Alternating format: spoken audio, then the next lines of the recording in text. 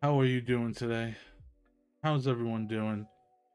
I hope everyone's doing well. I am Husney. I am the guy for the TheWhiteWarg channel. And you are here today for something I'm gonna start doing more. This is my wrestling discussions, and I decided that I wanted to start this time with the year 1994. Why did I choose 1994? And what are you seeing behind you? Or like above me or whatever? Well, you're seeing pictures from 1994, so you get a glimpse of where things were at the time. Just so you guys have a visual aid, so you guys could see stuff, and you guys could see what's going on. You know what I mean? Um, Now, I think that we are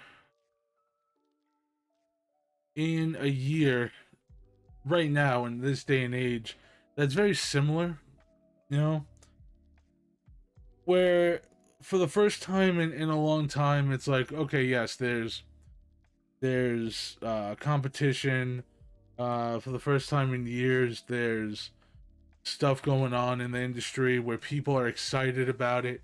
I'm sure back then, like now, there would have been people who, you know, start to talk about pro wrestling that only start talking about it because now it's popular. You know what I mean? Where like now in this day and age, what we're seeing is that we're seeing more people talk about it because it's on Fox, because it's popular, because now it's okay to be a wrestling fan. Whereas back in 1994, it was a struggle. There was a lot of people trying to kill the industry. There was a lot of people that were trying to make it where you were an outcast if you liked wrestling, where it wasn't normal to like pro wrestling, where you had to basically pretend you didn't like it, but then like it at home, right? So it was weird. So let's start off with, why is 1994 a year worth discussing?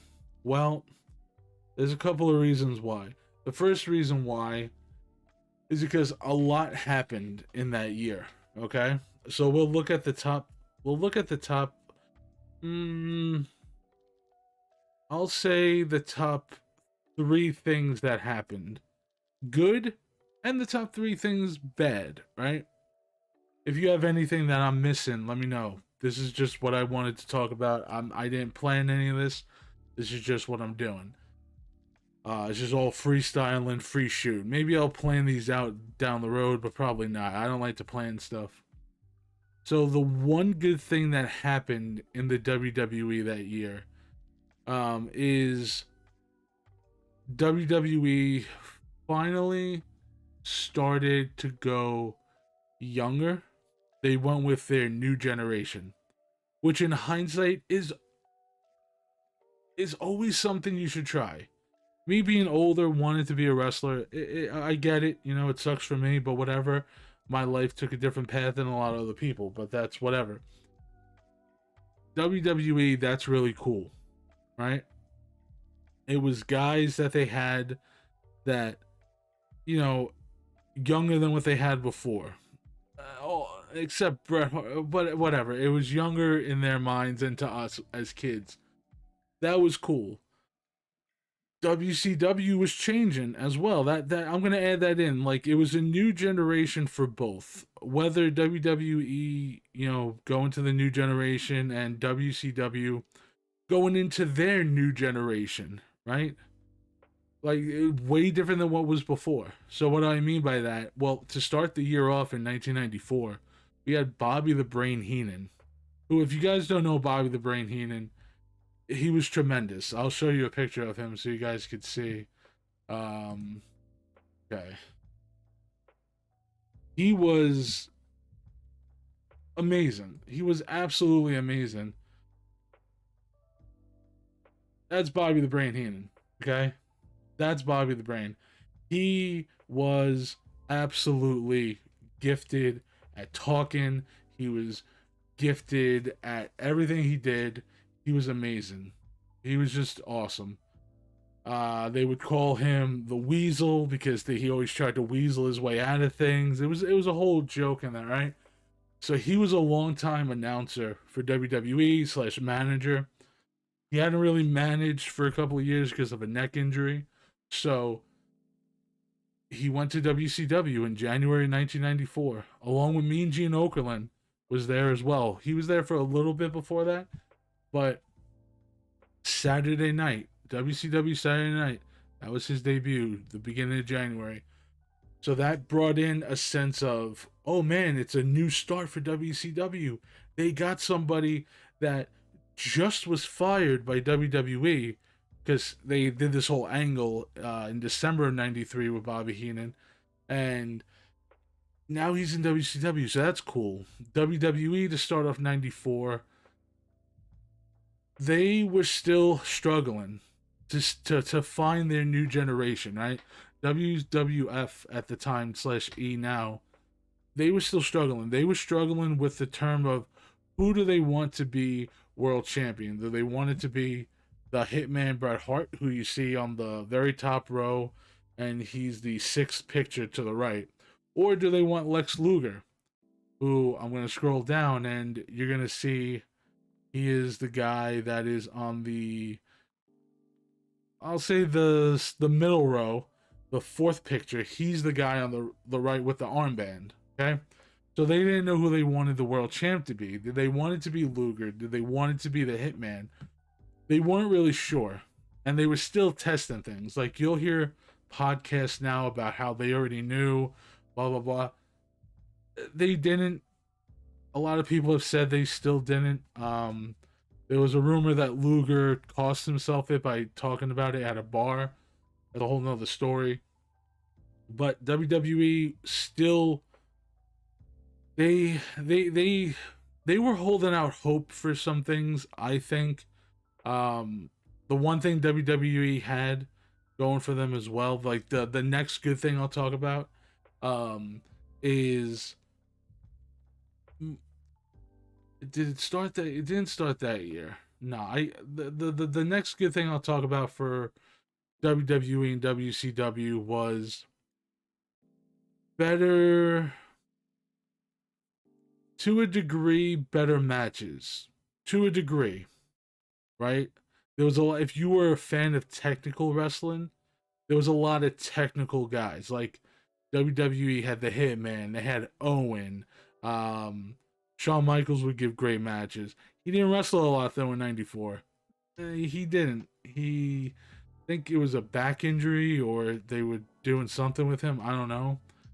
But in WCW, you had Arn Anderson, you had Ric Flair, Sting. Sting could give a great match, but you had Rick Rude still through the very early parts of '94, who was terrific.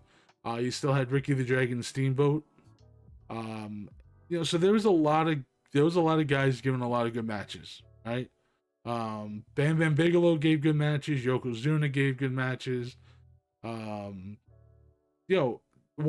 Kid, I'll give it up to him. He gave good matches when he went against certain people. So that was another positive of '94. You had, again, the first one being New Generation for both companies. Second thing was better technical wrestling, a lot more than some years prior, really. They were getting out of like that funk for a little bit. I'm not praising the whole year. And then number 3, the positive, there was more champion changes for the good in most instances. Okay, that's what I think. I'll spoil it. Obviously, I know it's a 20-some-year-old spoiler, but I'll spoil it. Okay, for the better. Okay, Yokozuna. It was time to take the belt off Yoko. Great putting it on Brett. That was great putting it on him again, right? Because he was tremendous. Then you put the title then on Backlund for like 2 days. So the fans are like, what's going on? Are we going backwards? Then you put it on Diesel. And as much as some people out there in the world, and I'm not talking about 95, that'll be another episode. I'm talking about at the time, he was hot, man. Diesel was hot. He was hot there in 94. You know, he just got super kicked for like the fourth time by Shawn Michaels at the Survivor Series. He made himself huge in the Royal Rumble earlier that year. He had a great showcase and at a pay per view we'll talk about in a couple of moments. So like Diesel was hot, and the anticipation of like a new chapter in WWE. Nobody knew what it was gonna be. Nobody knew it was gonna be what it was in '95. Everyone was just excited about the new possibilities of what could take place, right? Because there was a lot of people that he could wrestle, and it's like, oh, interesting, okay.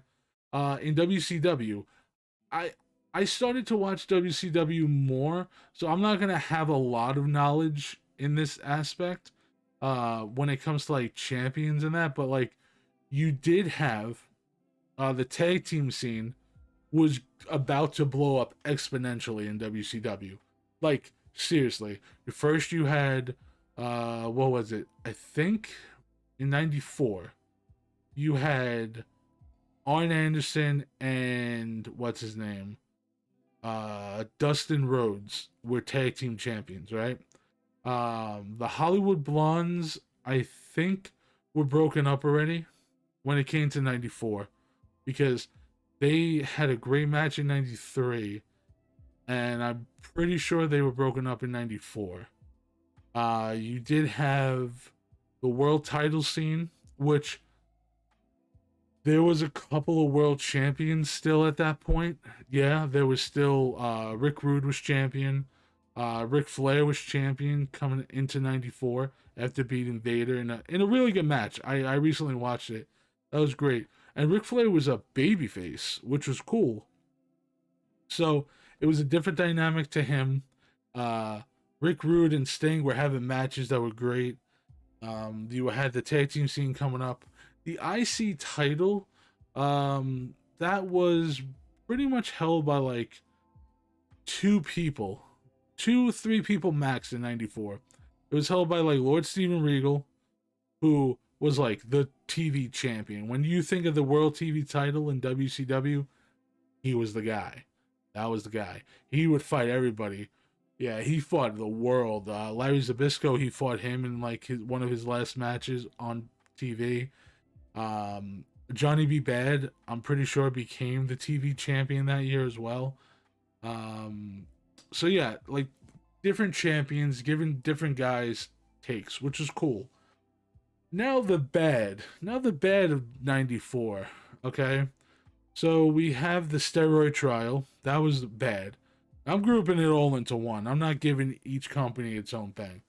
Um, yeah, the steroid trial sucked because there were so many people writing articles all the time about like how, oh, wrestling should be dead because it's garbage and look at what they did. They're making guys take drugs, and it's like, dude, steroids have been in every sport for years. Baseball and the other ones didn't get caught until like 2002.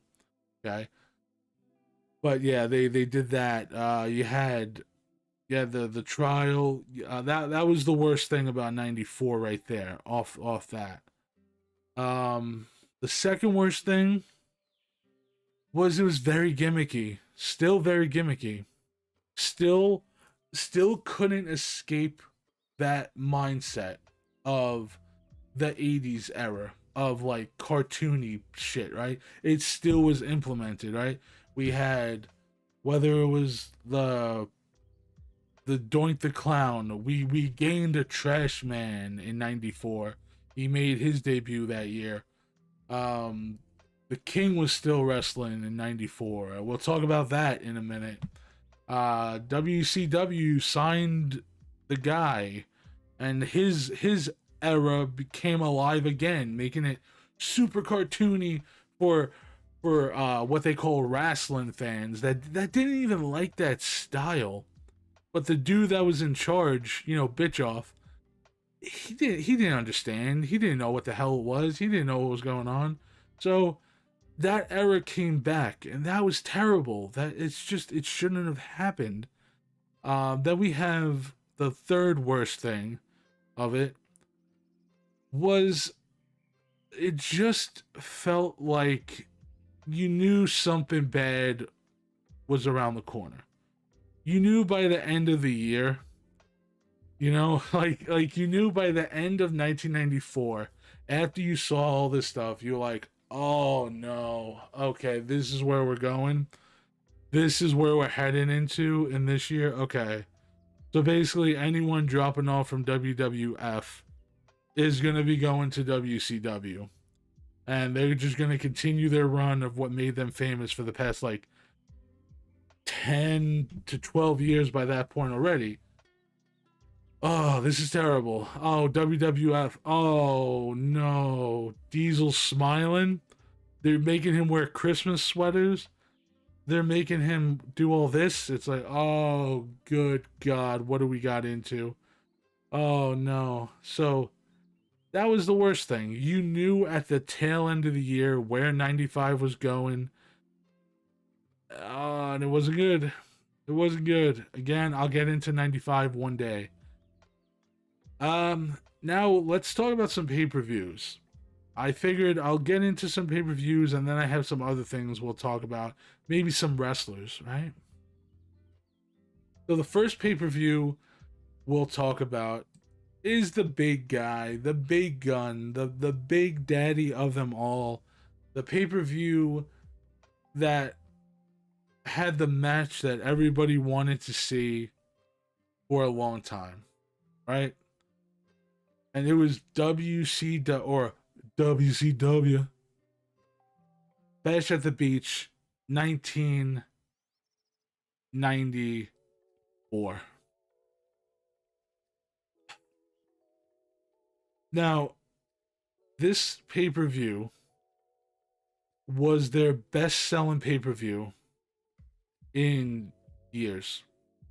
WCW, for those of you now who are wrestling fans who want to feel, right? You guys want to get that feeling. You want to feel how it felt to be around during this time period, right? You want to feel that moment. You want to capture it.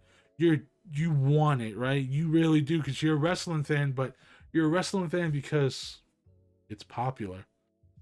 I'm going to be honest with you. If you're a wrestling fan because it's popular now, or because people are finally talking about it, and you think, oh, I could get in on that.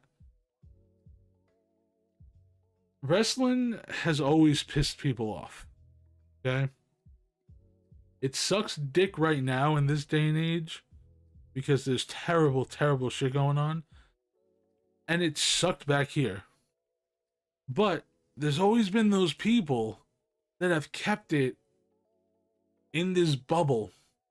And that's what this pay-per-view was. This pay-per-view was this bubble.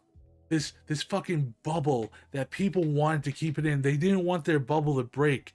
And they wanted this so long just to hold on to the old, but show the new, like, see, my guys are still good and they could still go. And that's what we still get today.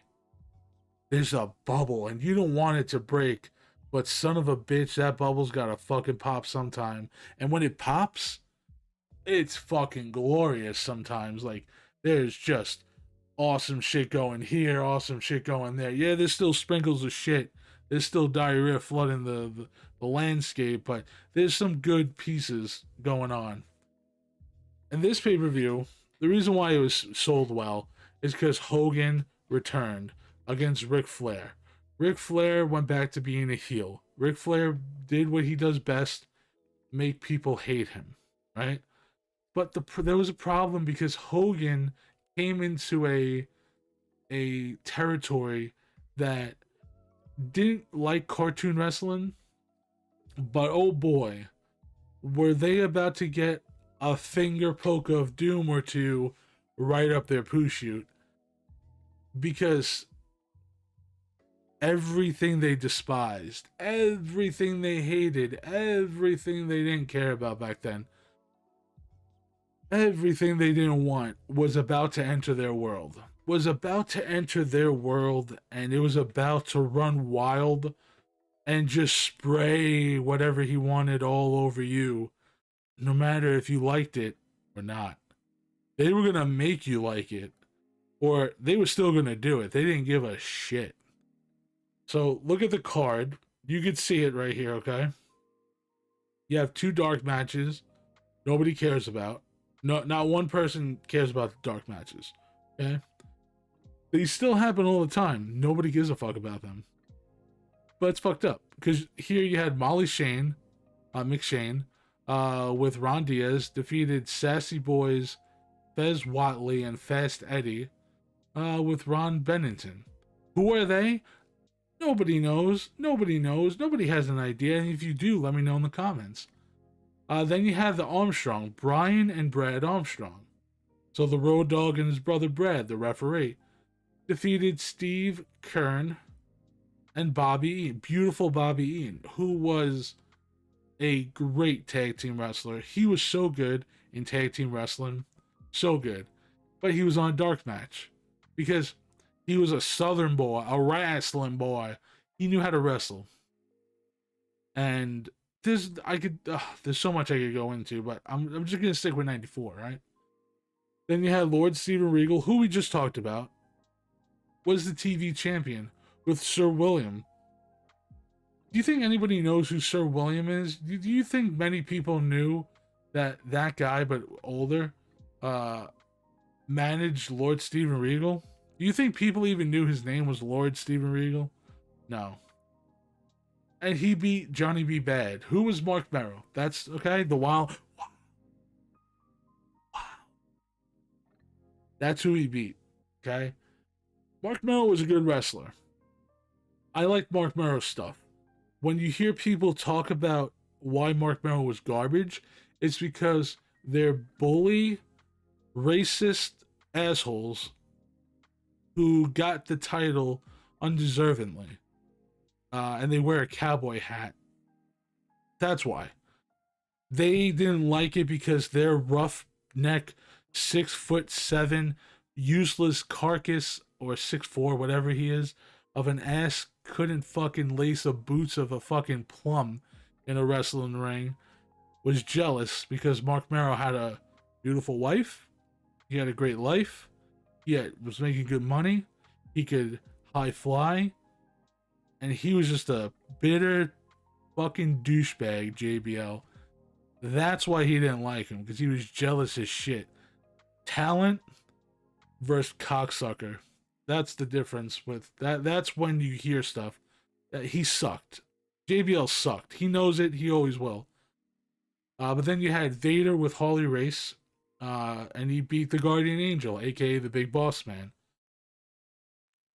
Again, old talent from WWE, right? Inserted there. The Guardian Angel, man. Boom, bam, bing. There he is.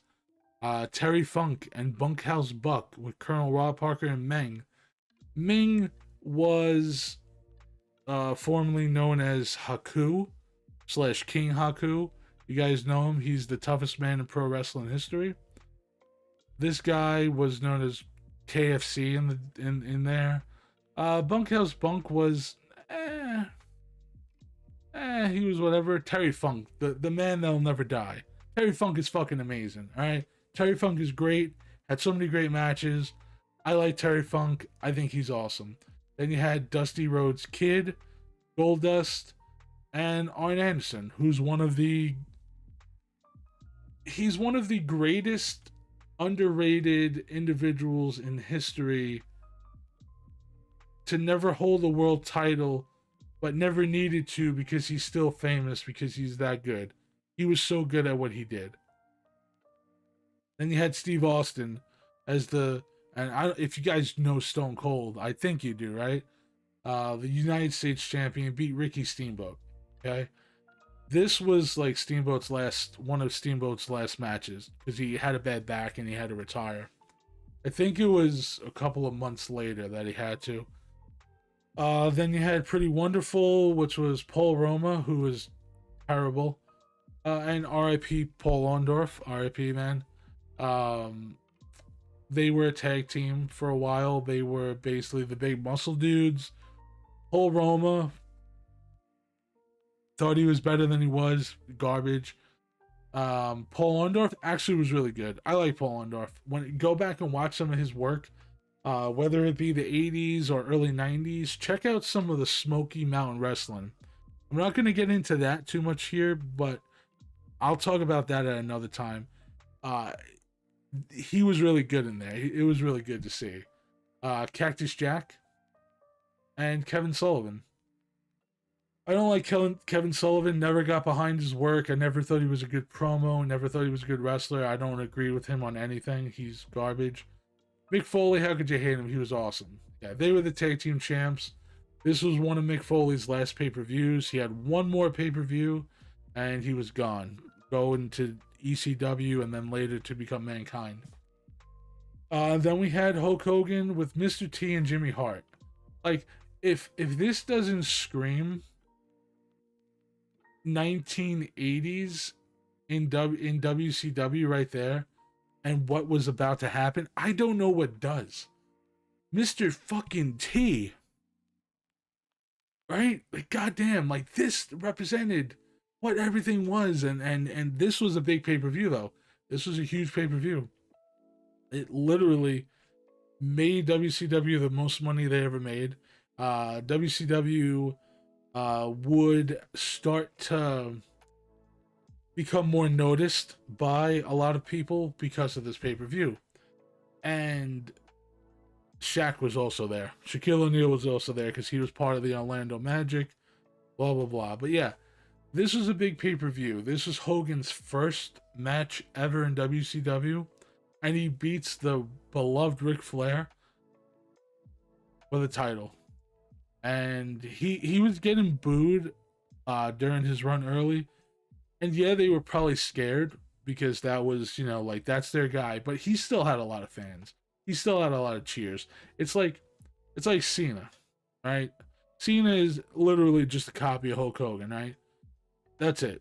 It's just like apple and apple. Yeah. Garbage and garbage. However you want to see it. But that was a big pay-per-view. I don't have to discuss what it was. I show you the matches. Here's who won them. But the reason it was big is because Hulk Hogan, man. Like, Hulk Hogan going to WCW was huge because he just left the WWE the year before. Okay, he left the WWE in, what was it, August of 1993. His last pay-per-view officially was the King of the Ring in June, but he left in August after some house shows.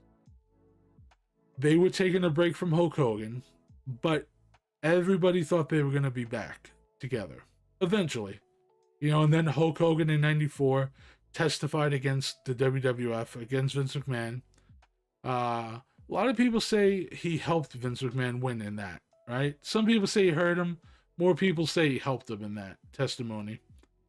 And when he was leaving, he actually said, when he was leaving after his testimony, "Catch the pay-per-view, brother," which was the WCW pay-per-view Bash at the Beach. And people did.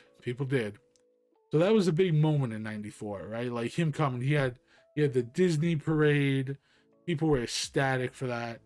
And it showed that, like, okay, well, what are you going to do, WWE? What are you going to do? What are you going to do when the guy who you rode for over 10 years is not with you anymore?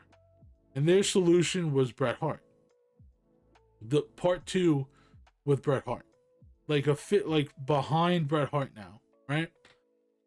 And it was working, they were still making money. They weren't making obviously as much, but it was better than 92 and 93. So 94 was successful with Bret Hart. Like Yokozuna for a few months, Bret Hart for a lot of months, right? And now we go on the tail end of the coat, The opposite side, this is what WWF was putting on their end of June. The same month, June versus June, the first time in history. Well, actually, not the first time in history, but one of the first times that it was a big deal that WCW and WWF had a pay per view going together, right? So, oh no, wait, actually, that's July. Never mind. I'm sorry. I'm sorry. I was wrong. It wasn't the same month, it was a different month. King of the Ring was June, Bash to the Beach is July. I apologize. That's my bad. My brain slipped there. But this was the pay per view the month before, right? So you'll notice some key similarities, right? So the big thing that they did with their dark match was two guys nobody really gave a crap about, right? Thurman Plug, aka Bob Holly, and I'll show you the pictures of them. And then Quang, aka Savio Vega, and his manager Harvey Whippleman. Then you had the pay per view, and it was the King of the Ring. You guys seen the King of the Ring before? If you like wrestling, I'm more than sure you have. They did this night was to make Owen Hart, right? This night was to make Owen Hart. This was the night to make him step out of the shadow. Like he already had WrestleMania 10 beating Brett, but this was to get out of Brett's shadow and give him his own name. So instead of having to always say Owen Hart, Brett's brother, and that, and people going, oh, that's Brett's brother, now you put him in the King of the Ring tournament and you have him win it. And now he's the King of Hearts. So now in the Hart family, they both won the King of the Ring title now. He beat Brett at clean at WrestleMania. But yeah, this dude, he's projecting. He's projecting upwards. His trajectory is through the roof. It's only a matter of time before this dude wins like singles gold or like that was the thing that they were doing with him, which is similar to what they were doing in WCW with Vader. Even though he already won the world title, they were doing the same thing by him like pummeling like people. Like they were trying to rebuild him after losing to Flair those two times, right? They're like, hey, this is who we're going with. This is our guy. Like Hogan won, but Vader won as well. Like there you go, bam, big bam, boom. Vader's eventually gonna go against Hogan.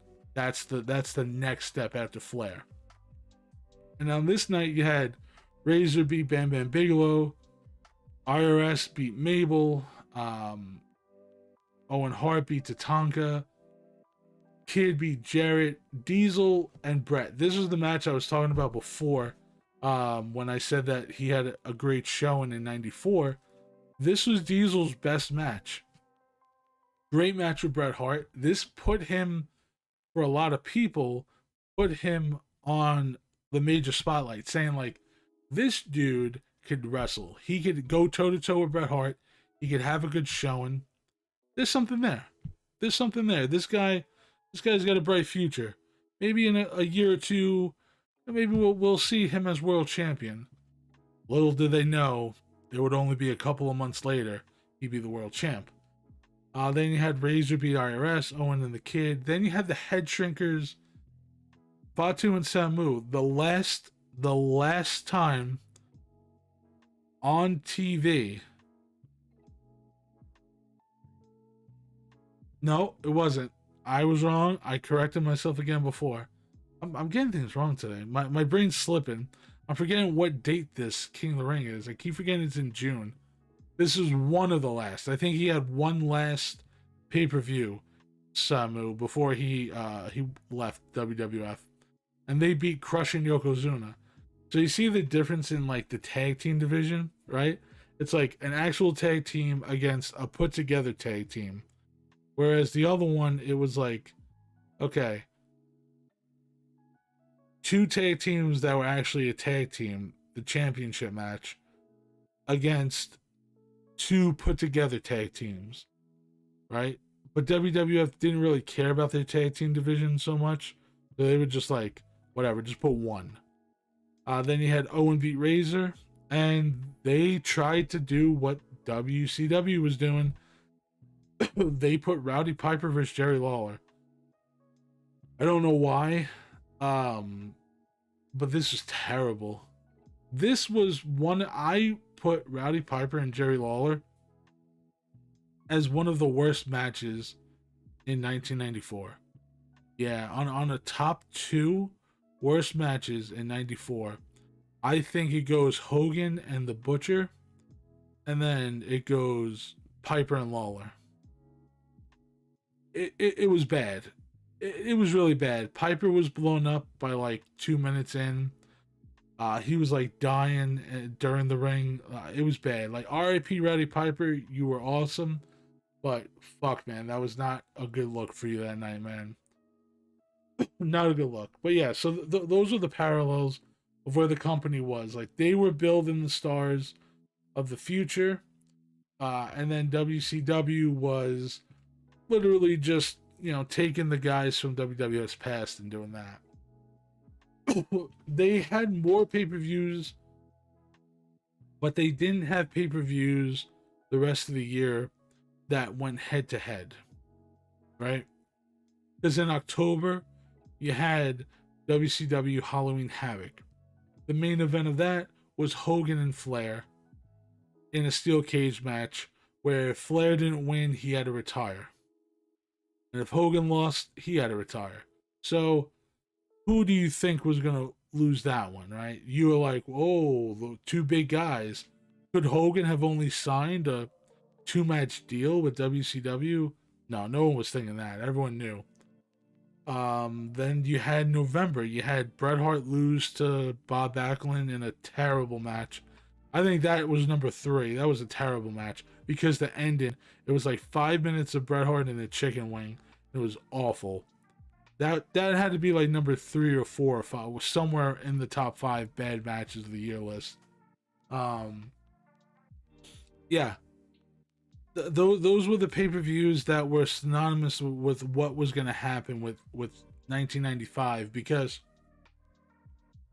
after Flair lost to Hogan, right? After Flair lost to Hogan, you had the Butcher be on. You had the guy who's been attacking Hogan become unmasked, and it happened to be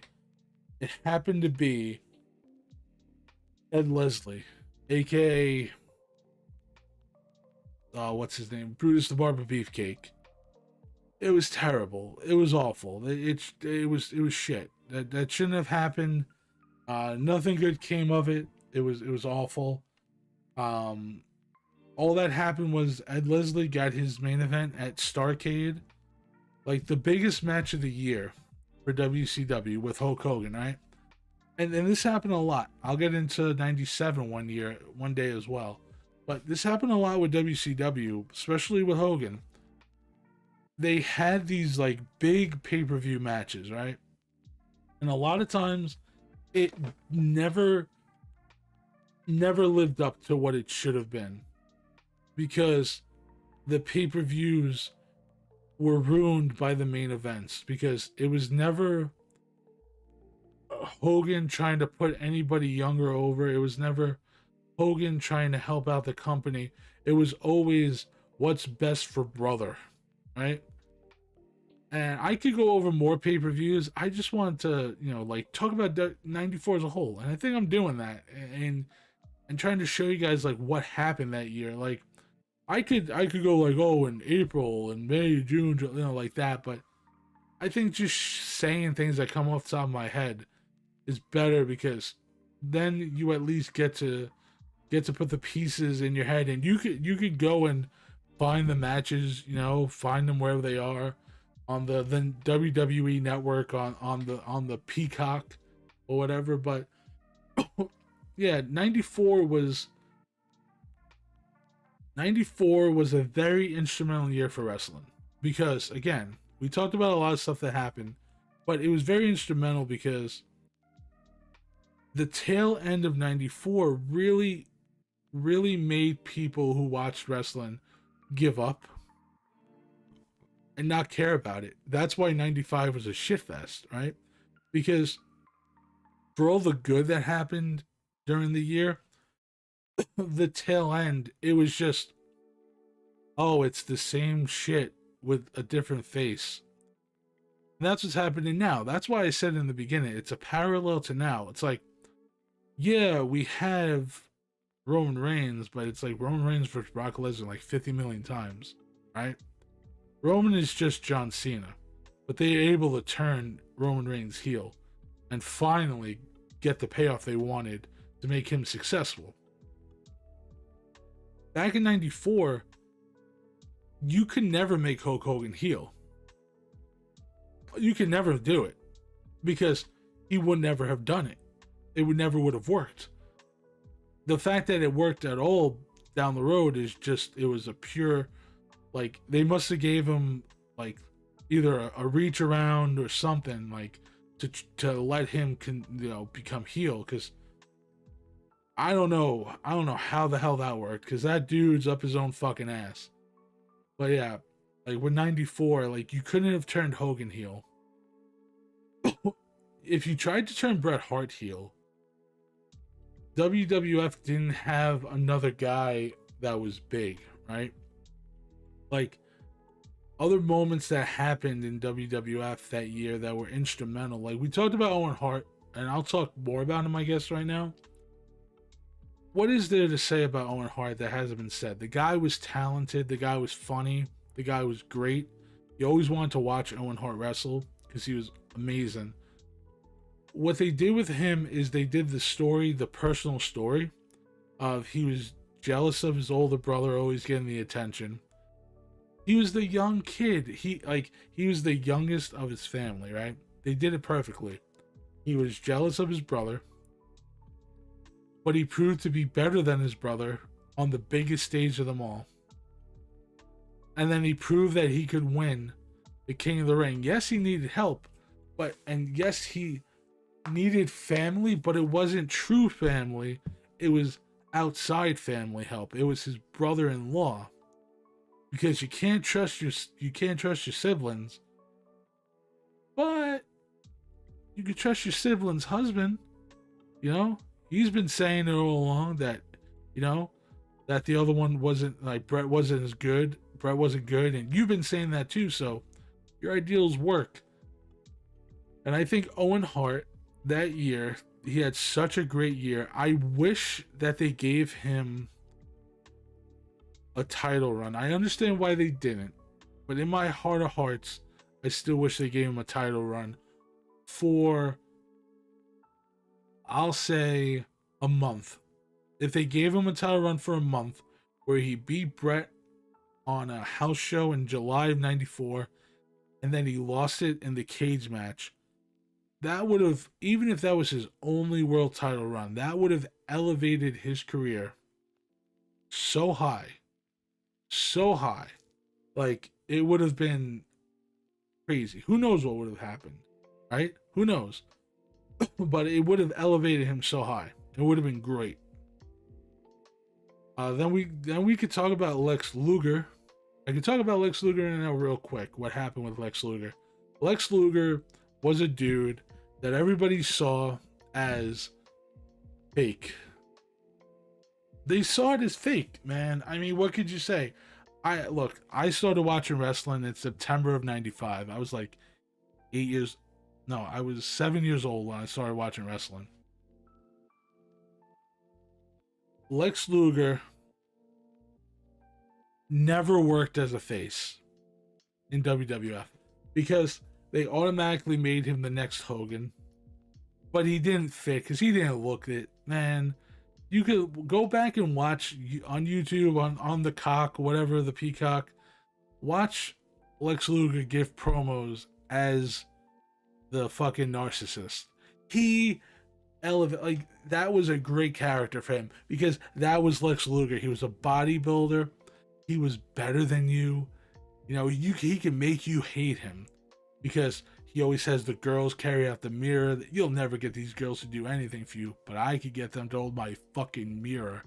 I don't even need them, but they're there because I wanted it. Like, he excelled in that. Like if they gave heel Lex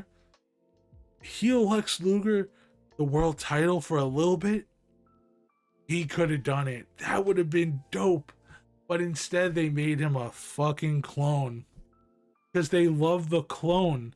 They love it. They love it. Vince McMahon loves the Captain America fucking gimmick. He loves it. He loves it.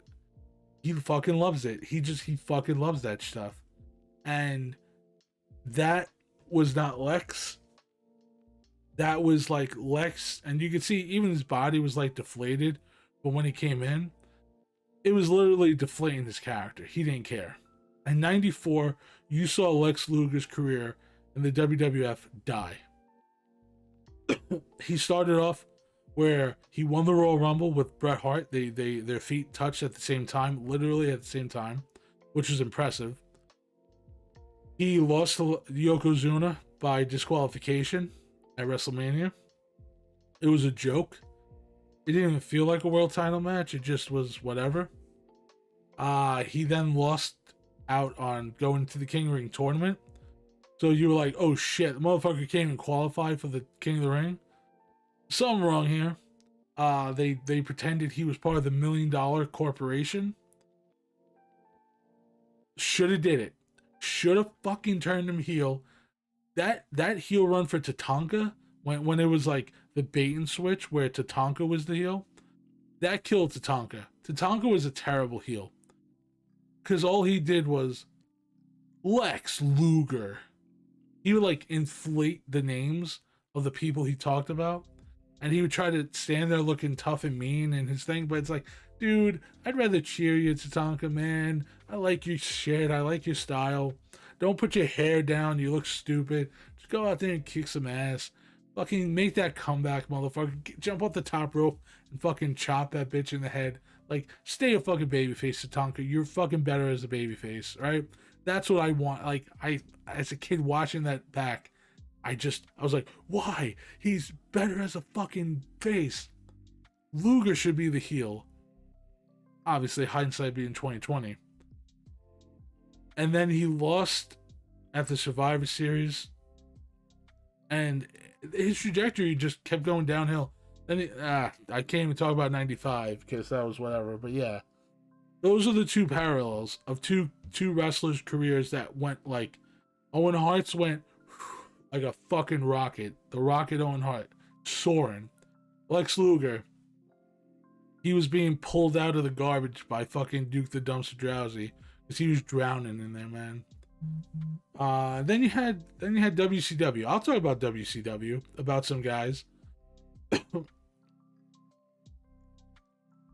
Austin, Stone Cold, as much flack and as much this and that, they gave Austin shit.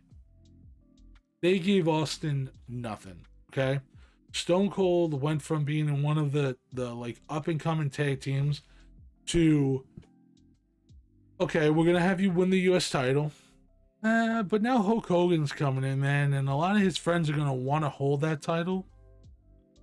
Here's what we're gonna do. Fuck you. We don't care about you. Here's Hacksaw Jim Duggan.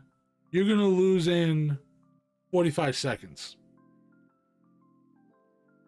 What? Oh, you're going to be injured. You're going to come back. But then you're going to be injured again. And then you're fired. They never knew what to do with Stone Cold. He was stunning Steve. He wasn't Stone Cold yet. But they never knew what to do with him. Dustin Rhodes. You know, Dustin Rhodes was good. You know, he was the son of the plumber. I think his highlight match was probably this match over here that you see. It's on the middle row, and it is the fifth picture. That's Fall Brawl 94. That was his highlight match of his career up until that point, where he was being bullied, picked on, and demoralized by the stud stable, which was Arn Anderson, Terry Funk, the Nasty Boys, Terry Funk and Bunkhouse Buck. And it was led by Colonel Rob Parker with Ming as the fucking manager, right? And then you had Dustin Rhodes, the Nasty Boys, and Dusty Rhodes came out of retirement, and he fought with his son in that match. And Colonel Robert Parker shit his pants. True story. Watch the match. And that was Dustin Rhodes' big moment in WCW, in my opinion. That was his thing. He was in Fall Brawl War Games, but they didn't know what to do with him. He was going to be floundering too. If you look at it, he then lost to Vader. Um, the next year he was fired. But I won't get into that. It's hard not to, but he was never going anywhere in WCW. He was going to be mid card, probably. Yeah, I mean that's what he ended up being in WWF, but that's down the road. But he projected real high when he first came in. Who else did they have? Johnny B. Bad. Johnny B. Bad was another guy. He was talented as fuck. He was awesome. He was really good. He could fly. He could fucking box you. He could do all that. But the problem was, he was shorter. And he was a cruiserweight more, so they didn't know what to do. He was never going to be able to face the big guys. So his trajectory was always open and match. That's it. Open and match, or like middle of the card match. He was never going anywhere more with WCW, which is a shame because he should have. Again, I said he was talented. So that was like where a lot of guys were. Like as much as some guys were riding high, there was a lot of guys that were just like trajecting down, man. It was such a weird year because yeah, you had the most famous thing is like the Click became stronger that year, right? Everyone knows the Click. Everyone's still trying to emulate the Click in the world of wrestling, or on YouTube, on Twitch. Everyone's still trying to emulate that, but it'll never be the same because there's only one of something. Like you can have a million groups, but like every group falls back to the Four Horsemen. They were the first big group in pro wrestling that made it cool to be a group. But yeah, like that was a big thing in WWF. Like they behind the scenes started to really get over with everything. What else can I say about 1994 that I haven't already? I mean, I guess the only thing I could say is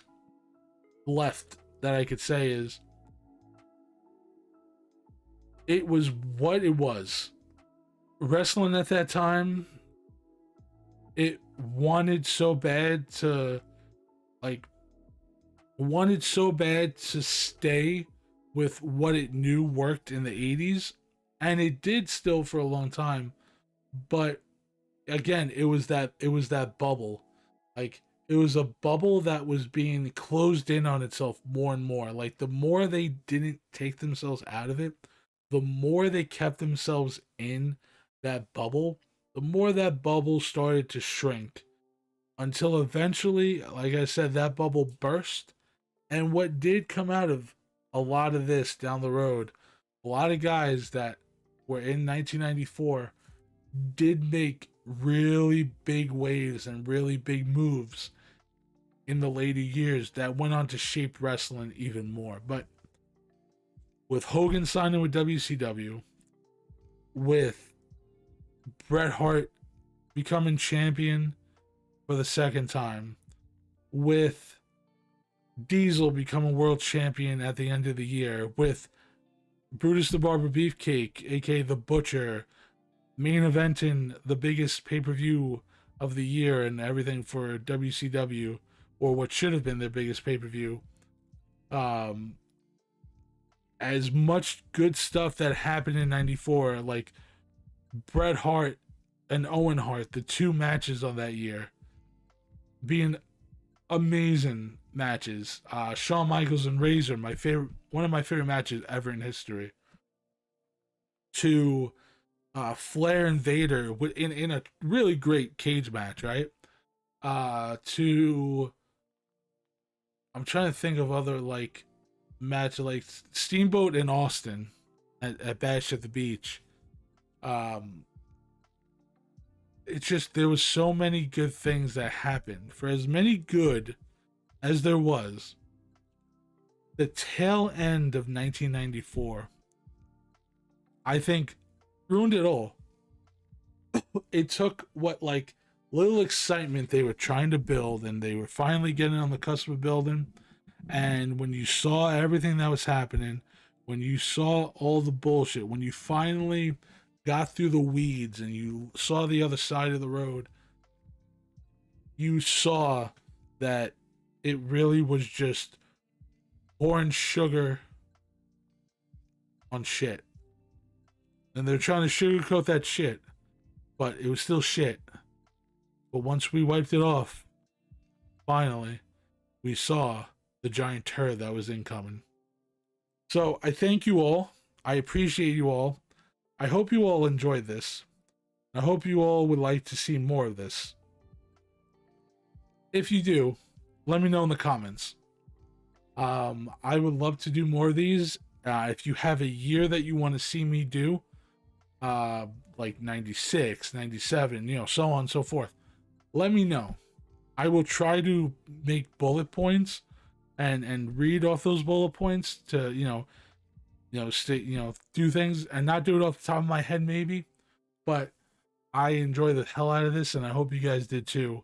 So I will see you guys tomorrow for more of this. And I think what I'm going to do, personally for me, I'm going to try to look at the year 2007 and see what goes on there. So take care, everybody, and have a great, beautiful afternoon. And come watch me over on twitch.tv